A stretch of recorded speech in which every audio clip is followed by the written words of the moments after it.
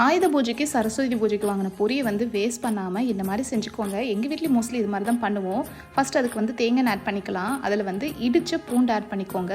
அதுக்கப்புறம் வேர்க்கடலை, பூண்டு நல்லா வந்து வாசனை வர வரைக்கும் வதங்கினதுக்கப்புறம் வேர்க்கடலை, பொட்டுக்கடலை, கருவேப்பிலை, வரமிளகாய் நல்லா காரத்துக்கு தகுந்த மாதிரி போட்டுட்டு கொஞ்சமாக மஞ்சள் பொடி, உப்பு போட்டுருங்க.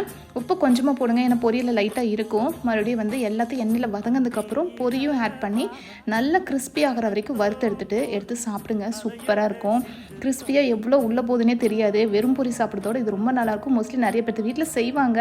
ஸோ இது வரைக்கும் செய்யலைன்னா இந்த மாதிரி ட்ரை பண்ணி பாருங்கள். கண்டிப்பாக இந்த பொரி வந்து நல்ல ஒரு காஃபியோ இல்லை டீயோ வச்சுட்டு நல்லா சூடாக ஒரு கப் ஒரு சிப் வந்து காஃபியோ டீயோ குடிச்சிட்டு இது ஒரு வாய் சாப்பிடுங்களேன். இந்த பொரி நல்லா காரமாகவும் இருக்கும். ஏன்னா நான் வரமிளகாய் கொஞ்சம் சேர்த்தி போட்டிருக்கேன் நல்லா காரமாக சாப்பிட்றதுக்கு. என்னோடய பையனுக்கு இது ரொம்ப பிடிக்கும்.